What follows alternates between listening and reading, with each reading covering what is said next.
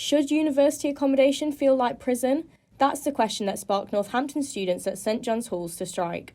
The Socialist Students Group say they're paying extortionate amounts for what they describe as appalling conditions.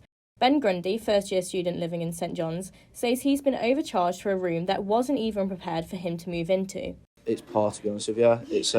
We pay £160 a week for something that's really not worth half of what it's worth, to be honest with you. I have 6 people in my halls. I'm in a large ensuite, they call it, so basically a large bed with a desktop and an ensuite bathroom, and we share a communal kitchen. And they come in, I think, 3 times a year to check that everything's okay, and they're very quick to tell us if there's something wrong, but as soon as we tell them there's something wrong, it's suddenly that quickness kind of leaves itself. I moved in on the 16th for Saturday, and they charged me an extra 8 days worth of rent or something like that, which we weren't told about. When I got into my room, the blinds didn't work, so the first night I slept with no blinds and sunlight, and there was things in the bathroom that were falling off and hanging off, and they said they didn't have enough time over the summer to check about the facilities, so that was why it was the reason that it was going that way. But it's not just the price. Dan Moore believes excessive security is cutting into students' lecture time. I'd like them to get rid of the turnstiles as well. I can understand it for security reasons, but I don't know if they've got that at any of the other accommodations.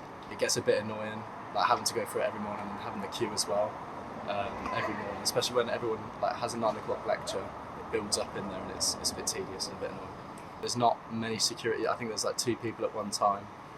There was a time where I had a problem with my car and I was stood there for about 15 minutes because there was just nobody in the security office. The group's first protest was staged on campus last Wednesday. They gathered outside the student union's headquarters. UON can't stop our fight! Housing is a human right! Amongst the protesters was Socialist Party member Ruby Kent, who said no student should have to pay to live in a flat where reports of bed bugs go unaddressed. Within St John's accommodation in particular, obviously the living conditions in there are absolutely awful at the moment. We've heard reports of bed bugs. There's obviously the weird prison-like gate thing at the front of it. It's just unlivable, and why should people have to pay for those kind of conditions?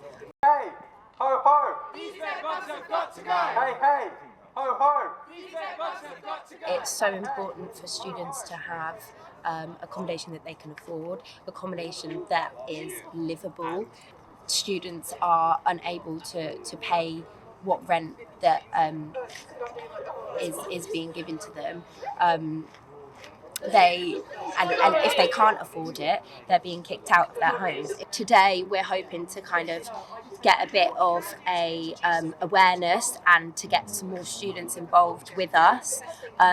If students feel like they understand and also agree with our demands, then they should get involved with us. The university is yet to respond, but students are meeting in the Learning Hub at 6 p.m. tomorrow to discuss further action. Jessie George, UON News.